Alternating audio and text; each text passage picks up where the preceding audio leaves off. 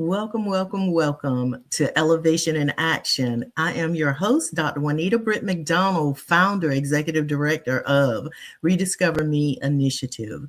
Our segment today focus on formed, our segment is centered on from diagnosis to destiny. I got a little tongue tied. From diagnosis to destiny. Imagine receiving the most devastating news concerning your health.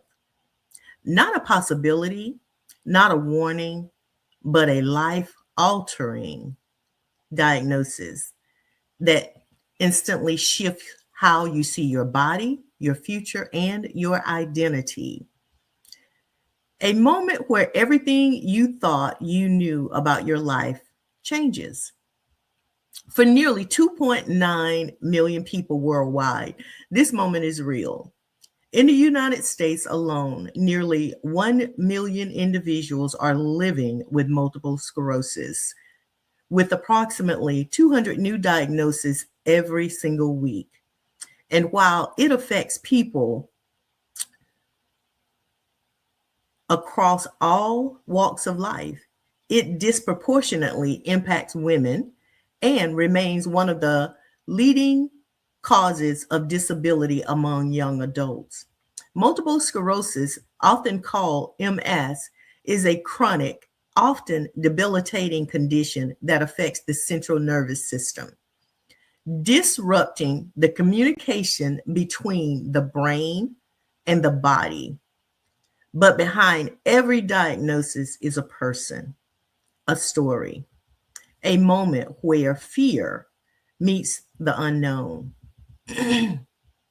Today, we're stepping into one of those moments, the moment where Cory Mitchell was told something no one ever is prepared to hear, that he may not walk out of the hospital. But what followed was not the end of his story. It was the beginning of something greater. This is not just a conversation about diagnosis. This is a conversation about resilience, about identity, about what happens when purpose is born in the middle of uncertainty. Take a breath, lean in, and let's explore what it means to move from diagnosis to destiny. Joining us is Mr. Cory Mitchell, founder of Cory Mitchell Multiple Sclerosis Foundation. Welcome, Cory. How are you? How you doing today? All is well, all is well. I am ecstatic to have the opportunity to talk with you today. I hope you're geared up and ready to go. Yes, ma'am. Awesome, awesome. Let me give the people a little background on who you are, because I just read that long, drawn out, backdrop. But who is the man? And that's the person that I want them to know a little bit more personal about. And so, Cory is a devoted husband and father, public speaker, and founder of the Cory Mitchell Multiple Sclerosis Foundation. After being diagnosed with multiple sclerosis, Cory turned his pain into purpose by creating a nonprofit organization dedicated to supporting individuals and families affected by MS through education, outreach, and scholarship opportunities for future medical professionals. In addition to his advocacy work, Cory serves as a police associate with the City of Columbia Police Department in South Carolina, the Fatherhood Coalition in Able, South Carolina. He is a member of Omega Psi Phi Fraternity Incorporated. Through his journey, Cory continues to inspire others by sharing his story of resilience, faith, and service. And so with that, we have the amazing and phenomenal Cory Mitchell. I'm so glad to have you here with us today, Cory. Yes, ma'am. It's an honor to be here. Awesome, Uh, awesome. We've had pretty intense conversations. And so I want to get everything, get us off to a good start. And so, Cory, we're going to talk about your journey. We're going to talk about your journey and what that really looks like. And so, the first thing I want to know, Cory, is when the doctors told you that you wouldn't walk out the hospital, what happened on the inside of your body before the tears came? What happened on the inside of your body before the tears came? We were sitting in the room. Let's start. Let me tell you what got me there. Okay. I had a spider bite on my right calf, and most men, we don't want to go to the doctor. I don't go to the hospital. So I walked on it as long as I could, and it got to the point where I could no longer stand on it.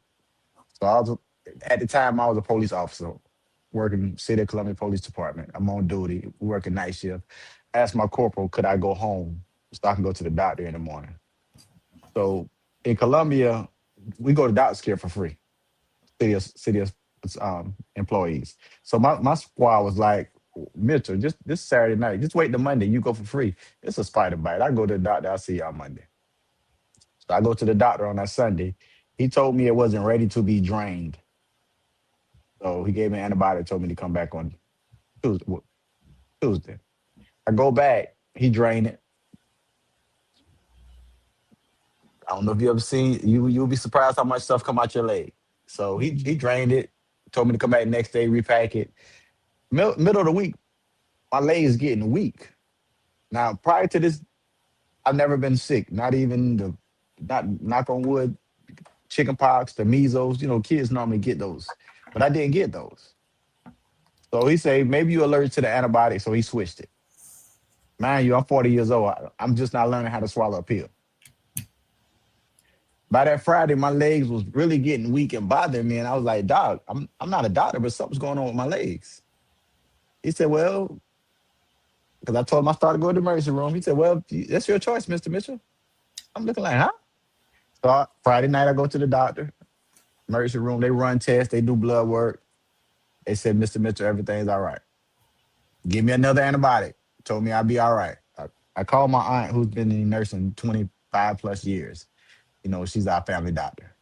So she told me to go back and ask for certain tests. So I go back to the same hospital the next night. I walk in, they look at me like, you was just here. And I asked for them certain tests. So now they looking at me like, oh, he knows something. So now they do a full body MRI, 2 hours. Me and my wife sitting in the room. The doctor come back in. She says, Mr. Mitchell, I know what the problem is. Okay, what's happening, doc? She said, you have MS. Hmm? Excuse me? Is that a new abbreviation? She said, no, you have multiple sclerosis, but unfortunately, we don't treat that at this hospital. That's when everything got blurry. Mm. Tears stopped flowing. Now she's talking to my wife, telling my wife for me to pick a hospital. Two, the other two. One of them didn't have a bed, so I went to the other one.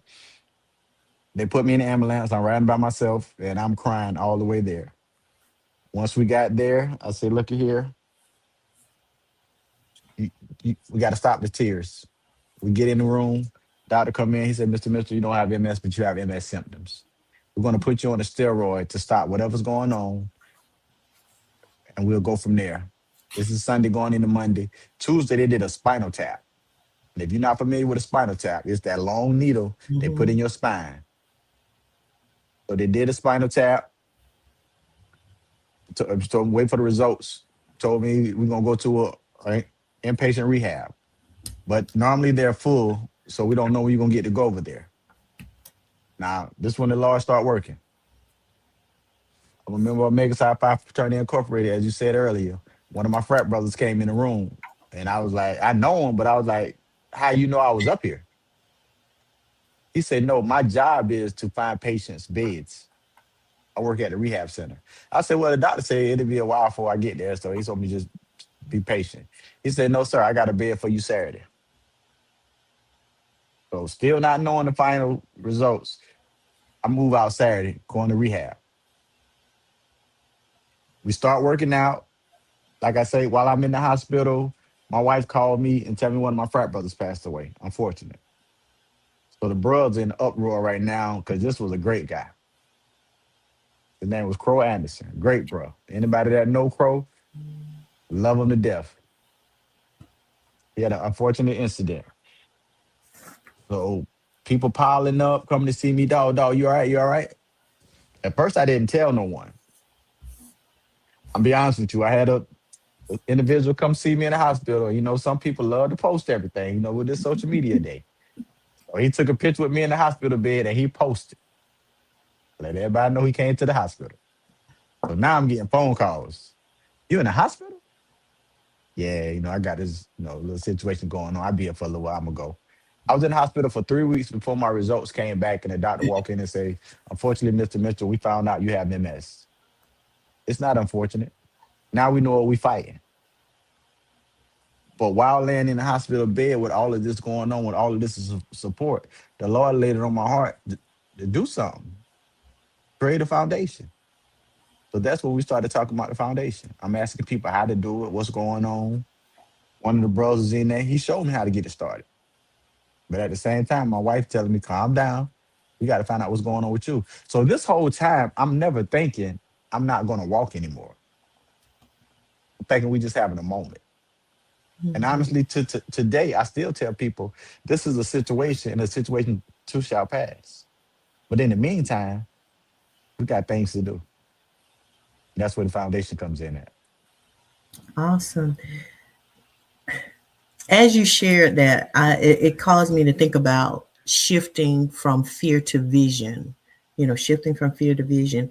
Um, what what really yes, I heard you say, it was like information, the how Holy Spirit, I'm going to say Holy Spirit, Yes, how ma'am. that inspiration was laid on you, and you begin to shift.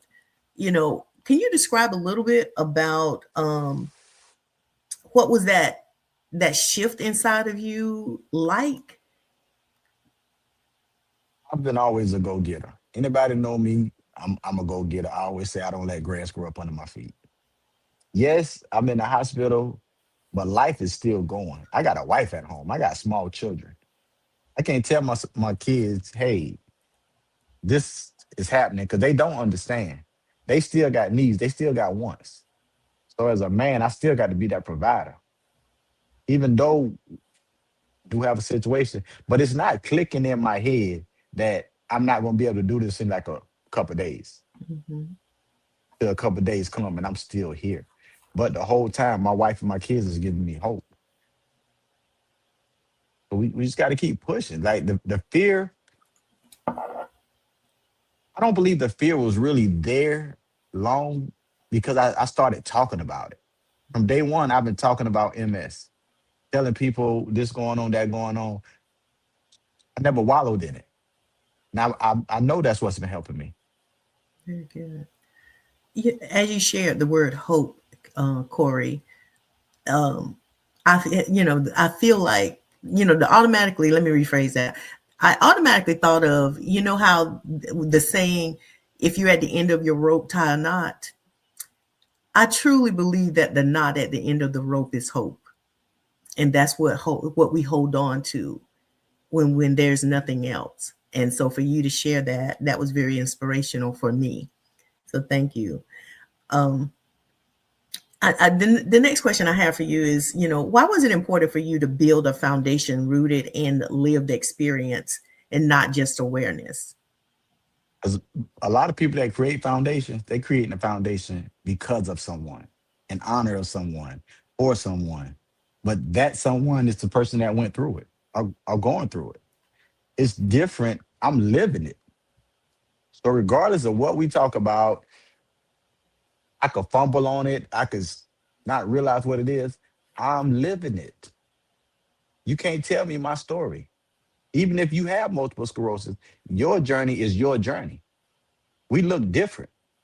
I always tell people multiple sclerosis do not have a zip code. That's why we're everywhere.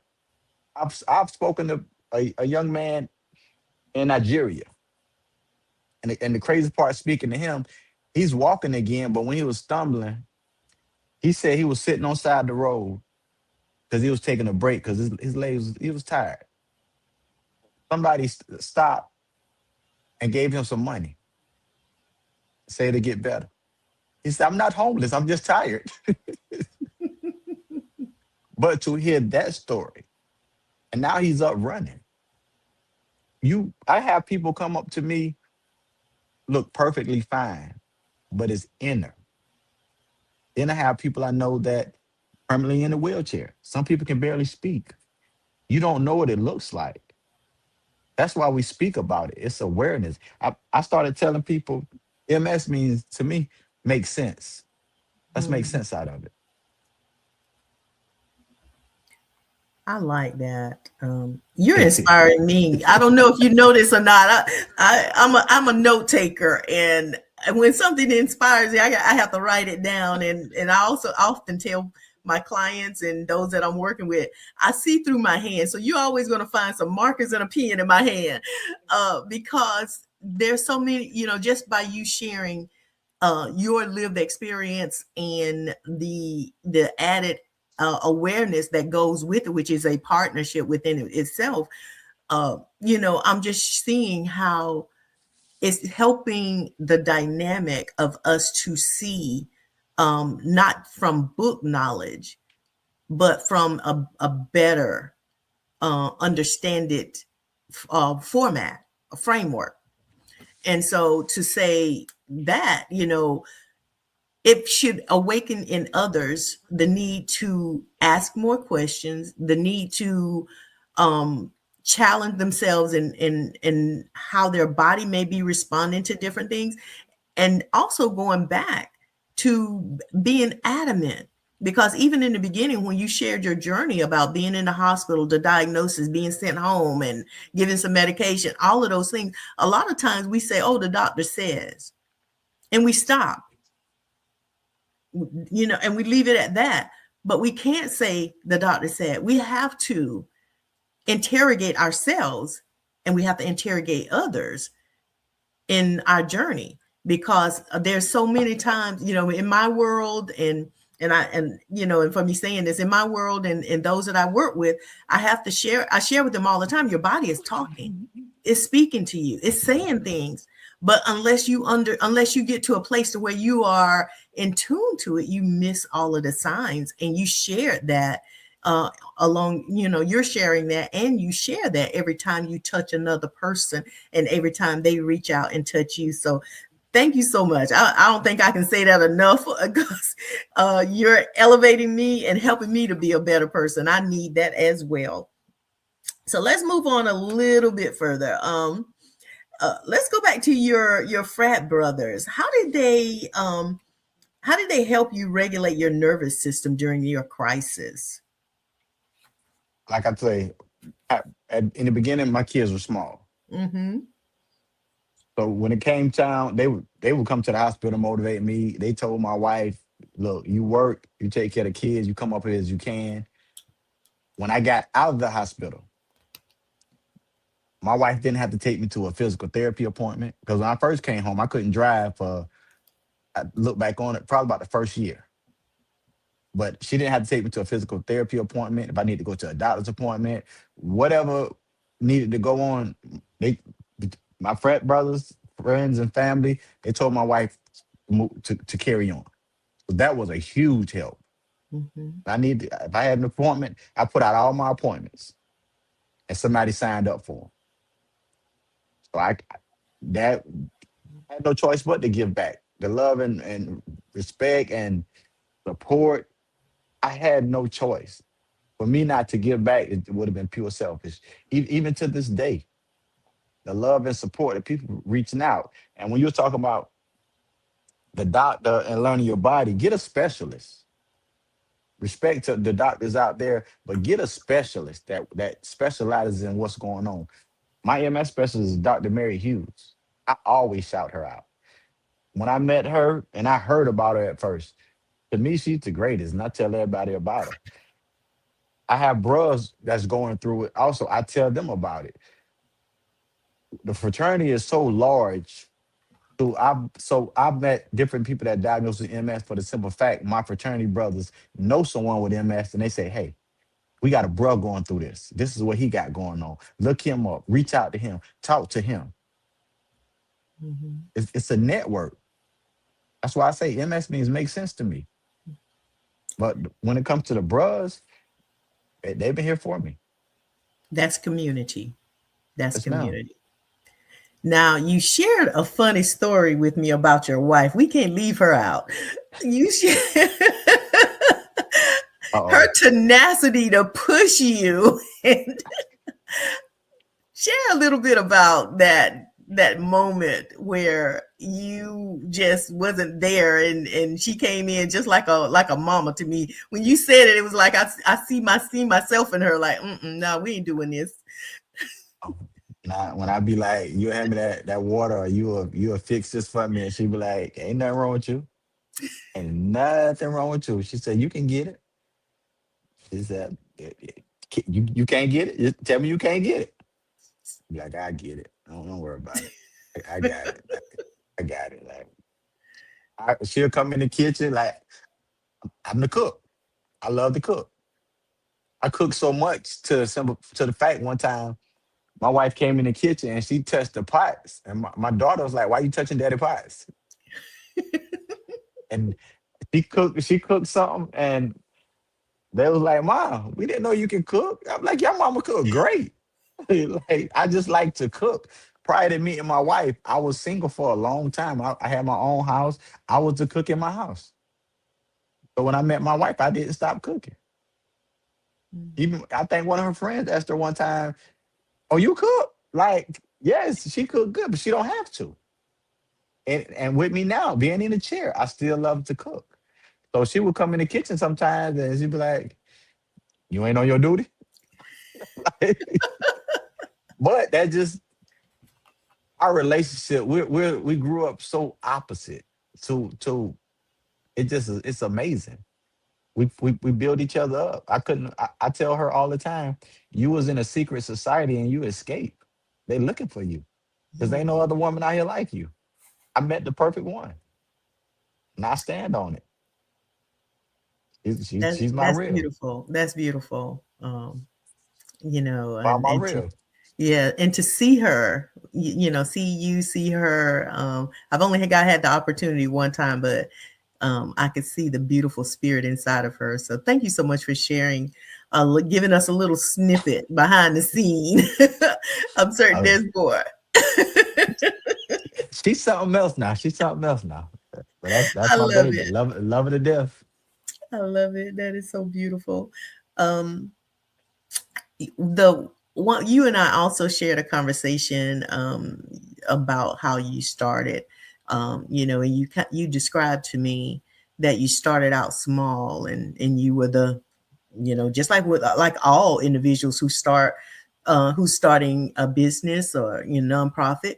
You kind of have your hands in everything. You're doing all of it, the answering the phone, sending the emails, Mm. without, and today, your organization, which once started out small, has really grew into a very large organization. And if I can add a little accolades of some of the things that you do, um, you are now the multiple I mean the Cory Mitchell Multiple Sclerosis Foundation. First of all, their mission is founded on lived experience and is dedicated to walking alongside individuals and families affected by multiple sclerosis. And presently now, and you can correct me if I'm wrong based on my research, there's four main annual events. And those events are the CMMSF Gala that happens in March, the MS Walk that happens in March, Back to School Bash, I believe that's August, and Helping Hands. And so, Helping Hands, I need you to give us a little bit more information on that. Can you share a little bit about those events and services that you provide for the community? The back the what was March is multiple sclerosis month. Mm-hmm. So we always start the first Saturday in March. Excuse me. That Saturday morning, we have a walk. That Saturday afternoon, excuse me, we have our scholarship gala, which is nicknamed the MS Prom. The MS community call it the MS Prom. That's the one night they can get dressed up and not have to worry about nobody looking at them because we got other individuals in the room. This year we had the MS. Gayla, my doctor came, my specialist. Some people never met her, but heard about her. I even had a young lady who thought she had a specialist, but she just had a neurologist. So I asked her, "Who's your neurologist? I mean, who's your specialist?" She said, "My specialist is here in Columbia at at Prisma Hospital." I said, "We got a specialist in Columbia? Oh, that's new. You sure it's a specialist?" She said, "Yeah, that's my specialist." But she didn't understand the difference.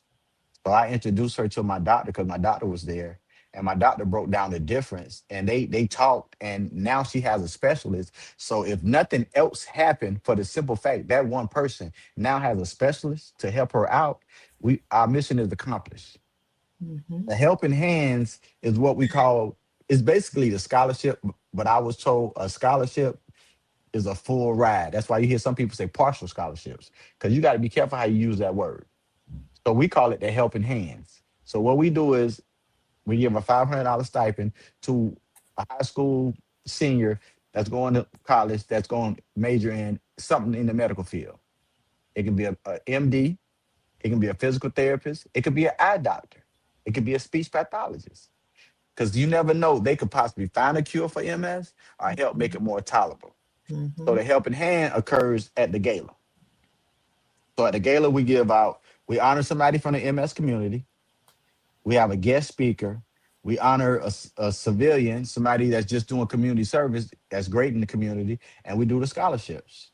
So we also always ask, hey, please, we need your support because everything we do is from donation, strictly donations. Go to July. We always jump out in July, the second or the third week with the back to school bash.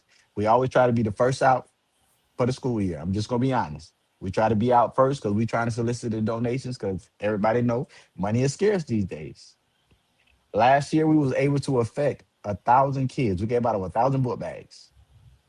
We had vendors come in and people be like vendors. The purpose of the vendors is as the kids come in, they check in, they get their backpack, and they're going to the table. When they get to the table, you get your school supplies for the kids, but that's the vendor's chance to tell the parent what they got going on in the community, whether they're selling something, they're a nonprofit, or whatsoever. But that's your introduction to the community. If you're a brand new vendor, a brand new business, that's a perfect start because so many people in the room. We also we got a DJ playing music. We got face painting going on. We got giveaways, bikes, laptops, iPads. Red Cross has partners with us. So in another room, you got a blood drive going on. This year we collected 22 pints. Well, excuse me, last year, because we're in the new year, we collected 22 pints of blood. They said that was great. We also got free haircuts. We got nails getting done. You got retwists. It's so much going on. You got an ice cream truck outside. You got food trucks outside. And then this last year, guess who? Cocky popped up. If anybody know anything about South Carolina Gamecocks mascot Cocky, when he came in, it blew their mind. And I'm gonna tell you, we kept saying on the news we had a surprise guest, and we said a surprise guest because Cocky has a following.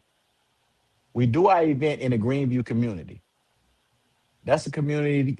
A lot of those kids probably don't get a chance to experience Cocky. So we didn't announce Cocky so the following wouldn't overshadow that community. But when he came in, it blew the kids' mind. It blew some of the parents' mind. And when the event is going on, if you don't know me, you don't know I'm behind the event. Because I'm not the one doing everything. I'm sitting back with you. So this past year, you could say we're talking about accolades. March 1st, the city of Columbia gave the foundation a proclamation. So March 1st is known as the Cory Sclerosis Foundation in the city of Columbia. This year for March, we got a proclamation. We went to the state house. We got a resolution from the House of Representatives. Then we got a resolution from the Senate. Now that was emotional. The surprise they had for me when I went in there was phenomenal. But when you sit down, like me and you talking now, and you talk about that stuff, you're thinking, wow. But in the moment, you keep moving. 'Cause it's somebody else out there just got diagnosed, don't know what's going on that you're going to talk to. But that's what we do during the year. So honestly, we always look for people to collaborate with. We always looking for sponsors. We just you said you made a comment, it started out small, then you got so big, still see the small. Mhm. And the thing about great true, not great, but true humanitarian work, your why is why you see yourself that way. Your why is what your end goal is. And that is what you have been describing. The people, the survivors, are those that are living, not survivors. In my world, is survivors, but those that are living with MS. That's your why. And so in your eye, you don't see yourself greater than, better than, bigger than, but you see your why, or your reasoning is centered on, how do I bring awareness? How do I educate? How do I advocate your mission? It is that is and that's the driving force. And I'll add this. I would like to add this part, Cory. Um, in the advocacy world, and you're part of it, the advocacy world, we come across a lot of people who does not, it's not about the people. It's not about the end goal. There are alternate ulterior motives. And you can spot them. At least I can spot them a mile away. I first started learning this in school, as I'm doing, we're doing data driven work, and people would come into the community. And you said something when you said, hey, coming into this particular community, and what does that mean for this type of people? When we come into the community, our people need to know that we have their back. They need to know that we are protecting them. They need to know that what we bring to the community is, number one, true. Number two is to serve and support, and then three is to help them in some way, somehow, some fashion, to better themselves. And so when, to have that true humanitarian heart, goes back to what I shared with you previously. You got to see the people. And to see the people means you operate in an African proverb word that says, Saubona, I see you. Saubona, I see you. That's important. So when people walk up to Cory Mitchell, when people are sharing their intimate, most heartfelt expressions, it's because you see them. And you don't see your self and your condition, because your why is greater than. And that's the heart of a true humanitarian. For me, I thank you for being that person. And the thing is, we got to speak up. Yes. Honestly, I work with people that are going through similar situations, and I only know about it because they confide in me. Mm-hmm. But I let them know, if you're on a job, you got to let your supervisor know, because you might have a bad day and you don't feel like doing something.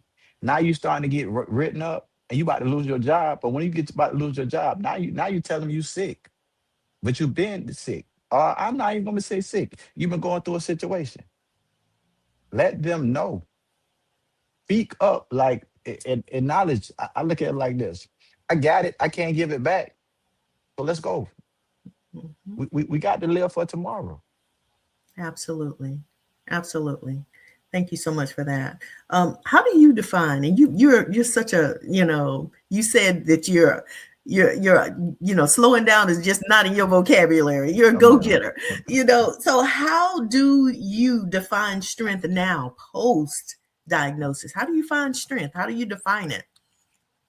I have more strength. My mother-in-law told me. She said, son-in-law, you've been always on the go. He said, the Lord set you down for just a minute so you can slow down and see what's going on. And she said, when you slow down, you will get back up.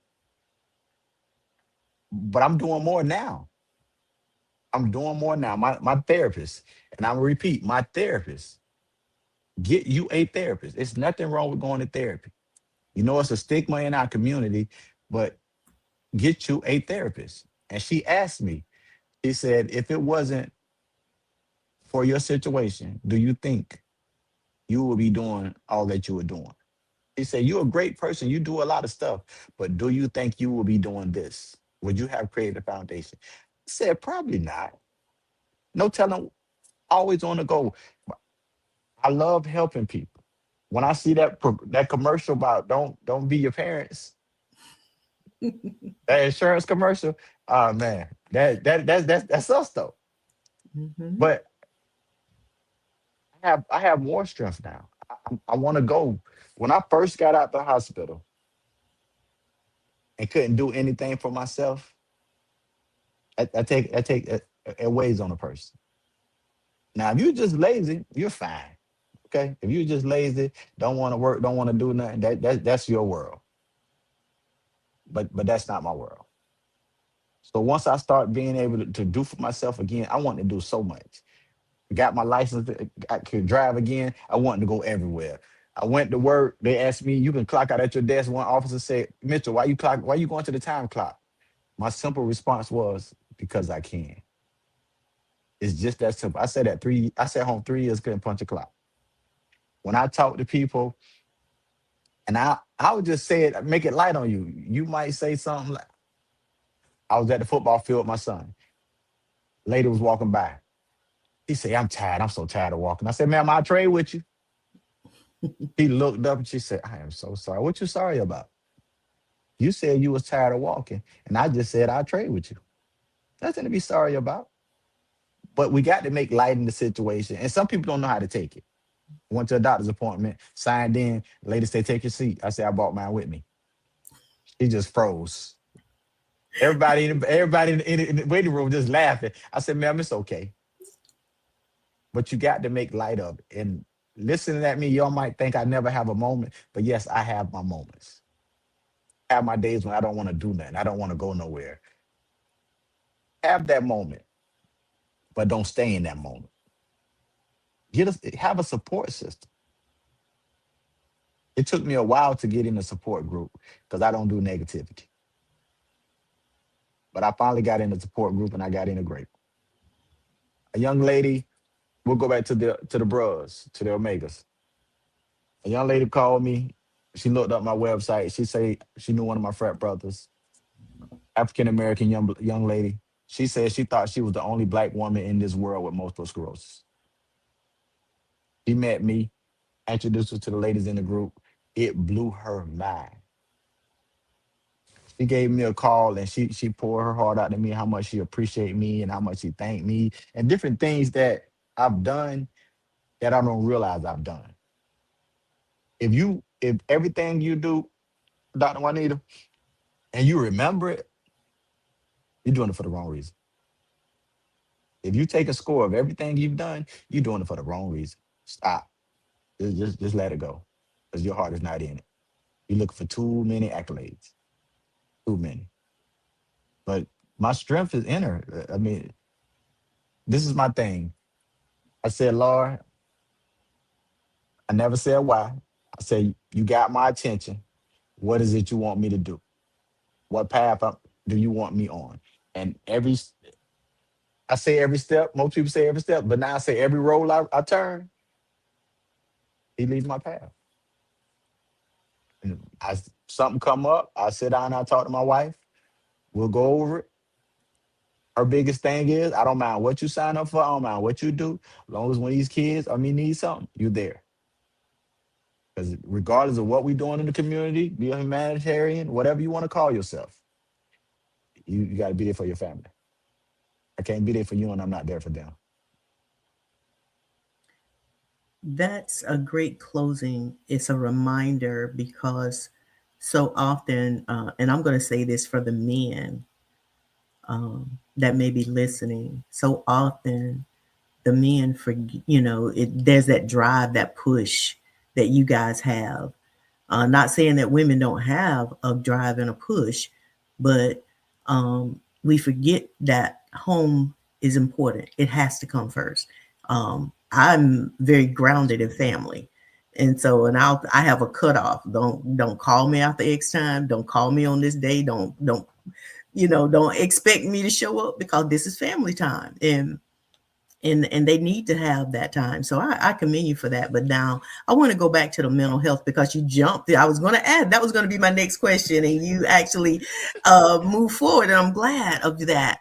Of you pointing out the importance of mental health, because I also was going to ask you, how do you maintain your mental clarity? How do you maintain, um, you know, that state of when you're having that moment, and to know what that looks like. And you went on to share um about your therapist. So speak directly to the men, and I say that because I've only counseled 3 men, and men are a little hard-headed.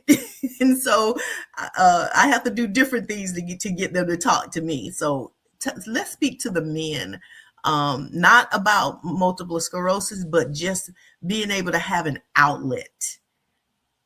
Honestly, I get a lot of people reach out to me for the simple fact that I'm a black male going through something, speaking out about it. It's just that simple. I'm a co-author in the book Dancing Together, Dads Get MS2, for the simple fact a young lady with MS called me out of Massachusetts, wanting to get a author wanting to get a male's perspective on MS. And in our conversation, she asked me, did I want to be a co-author? And the book is my story. It's on Amazon, Dancing Together, Dads Get MS2. But it's a story about my family. When I first got diagnosed, another I got another phone call for the simple fact I'm a black male going through a situation, speaking out about it. One of my homeboys got offended when he heard that. But if that's the catalyst and that's what I need to do to bridge the gap, I'll be that. Because like you said, people don't men don't speak out about it. That's what took me so long to go to the hospital in the first place. And back up to that, people, the spider bite did not cause MS. Because when people hear the spider bite to my story, they don't hear the diagnosis. They hear the spider bite. Oh, a spider bite. No, the spider bite is what sent me to the hospital. Mm-hmm. MS was dormant in my body. That I part. was walking around with it. The symptoms, I had the symptoms from the numbness in my leg, the tingling in my arm, the blurry vision, the double vision, the blind for a minute. I ignored all of that because as a kid growing up, I didn't get sick. So I shook off all that. The numbness in my legs, I shake my legs, it kind of went away. When I got double vision, I got glasses for a little while. When I first got diagnosed, I had to wear glasses. I wore glasses for maybe 2 years. My eyesight came back. Don't wear glasses anymore. You said it yourself. Listen at your body. Your body talks. I ignored my body. And growing up, I always said, when I get sick, everybody will know it because I'm going to go to the hospital because I ain't going to be able to walk. So be careful what you say because words are so powerful. Mhm. But Absolutely. Thank you so much. And listen, in this final question, I want you to just speak to the person that might have received a life altering diagnosis. What would you say to them today? that's your fight. But you're not going through that for you. You're going through that for somebody else. But he got it, she got it. It y'all got the same diagnosis, but y'all don't have the same situation. I always tell people, my fight is not my fight. It started out your fight, but your fight is not your fight. What we go through for the next person. When I first got diagnosed, somebody came to me to speak to me about what's going on, what I'm finna go through. So now I'm speaking to others. It's somebody else out there. When I was in therapy, when I couldn't sit up, I'm fussing because I'm trying to sit up. Well, excuse me. The person beside me fussing because they're sitting up. I'm trying to sit up. So my goal is to get to where they're at so I can sit up. Now I'm sitting up. I got somebody trying to kneel and they're fussing about that. I want that argument. So now when I go to therapy, the argument I want is to step up on the stairs. You got the therapist asking the person to step up, step up, step down, but they're fussing. I want that argument. That's my next argument, to be able to stand up on my own without leg braces and take a step.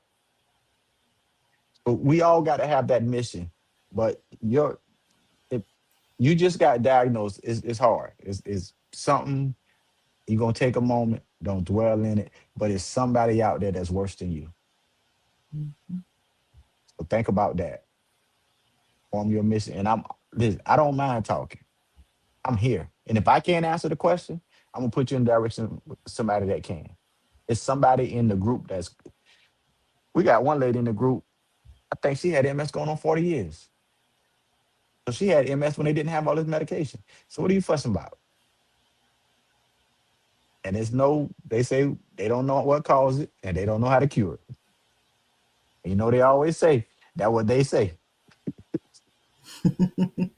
Mhm. But no, but it's not an end all tell all. It's rough. It's hard but fair. But you'll get through it. You're gonna be all right. It's just keep going.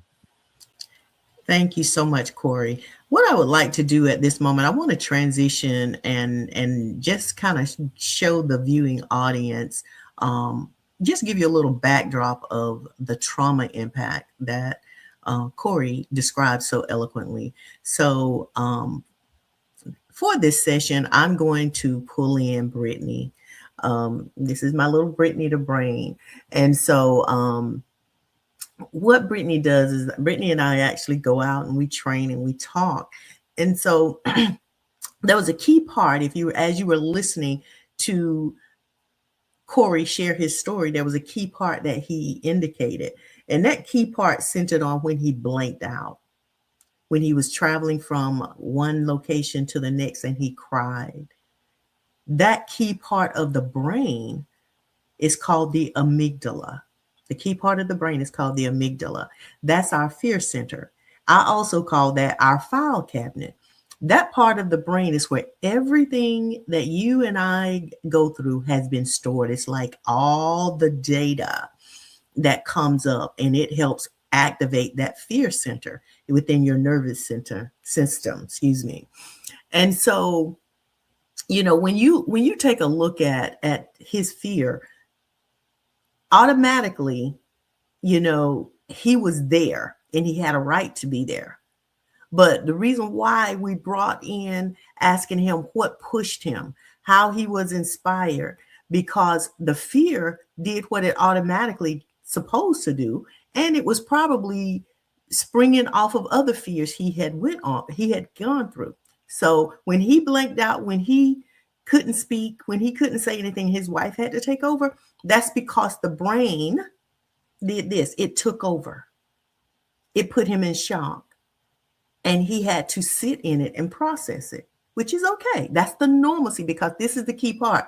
Our brain is designed to protect us. So it was doing its job when it took over. And it did its job to make certain that he didn't incur any more damage, right? So what does that look like as we move forward? I'm going to put Brittany down for a moment.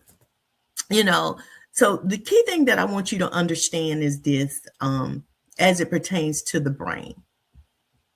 um, when the brain hears, just as Cory heard the words, "You won't walk again," it instantly prepared for danger. But when Cory chose, which is what we're talking about, when he chose to pursue his vision, or the vision that was laid on his heart, then his brain shifted into work mode. And so what part of the brain caused him to shift? That's the front part of the brain, the frontal lobe. So the amygdala is loud and it takes over. And so the frontal lobe was talking to him the entire time, but unfortunately, the frontal lobe is soft. It's almost silent. It's not really loud, but the amygdala is very loud. And so it's sending information. And so the frontal lobe was like, no, that's not it. No, that's not it. But the fear was elevating, escalating, growing. And so what does that do? So by him shifting, by him having support systems, by him having individuals to push him to touch spaces within him, it activated that drive, which is what our frontal lobe is designed to do, to build, to create, to grow. It's the intelligent part of our brain. I want you to know that healing doesn't always mean cure. It means connecting agency and hope. Hope is one of the words that Cory used as he described, what he held on to.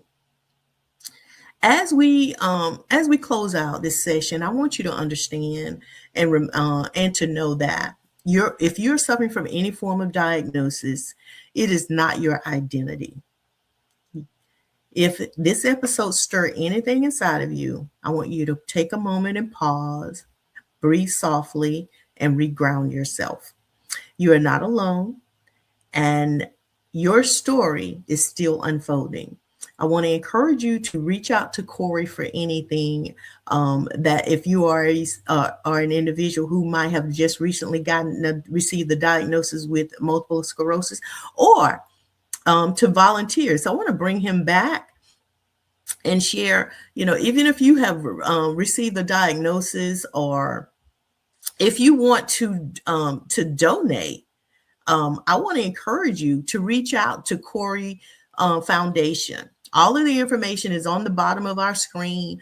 I would love for you to be able to give back to his foundation. They need volunteers. They need resources. You never know what support you are doing for those that are in this battle, those that are trying to figure their way out, and just an ounce of support truly, truly helps in so many capacities. Again, Cory's contact information, his email address is on there. His website is on there.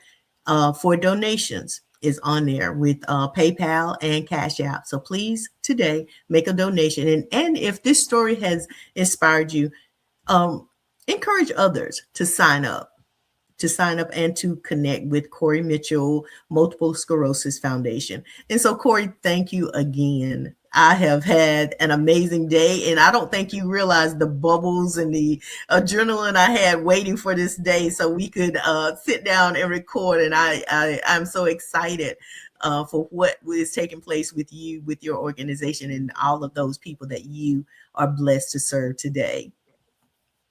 Thank you. Thank Awesome. you. When you go on the website, we have a photo gallery. You can see our past events and give you an idea of what we do and what we're looking to do.